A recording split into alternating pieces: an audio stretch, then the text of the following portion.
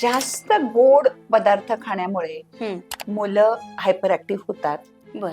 Rather जर तुम्ही बघितलं तर नुसतं ज्यावेळी गोडच गोड गोड गोड खातंय जास्त, त्यावेळी ते मूल अधिक हायपर ऍक्टिव्ह असतं हे लक्षात येतं. 1 वर्ष कुठल्याच प्रकाराची साखर देऊच नका. साखर आणि मीठ हे बाळ 1 वर्षाचं होईपर्यंत त्याला एक्सपोजच करू नका. बरोबर. म्हणजे 6 महिन्यापर्यंत अंगावरचं दूध असतं. 6 महिन्यानंतर तुम्ही बाहेरचं द्याल, बाहेरचं खायला द्याल, ते गोड पदार्थ देऊ नका. कशातही साखर. मग साखरने मग गुळ चालेल का? मग थोडा मध चालेल का? तर नाही, काहीच नाही. गोड पदार्थ देऊ नका. बरोबर. आणि हे एक लक्षात ठेवा, मी असे अनेक म्हणजे लाखोनी बाळं पाहिली आहेत, दिला नाही काही बिघडत नाही, तुला ते खातच नाही. हो, ते जास्त गोड खातच नाही. राईट. आज गोड खाल्ल्याने होणारे दुष्परिणाम हे दिसतायत आपल्याला. अनेक आजार हे गोड खाण्यामुळे होतात हे लक्षात येत आहे. करेक्ट. त्याचा दुष्परिणाम शरीरावर, मनावर, वागणुकीवर होतोय हे दिसतंय.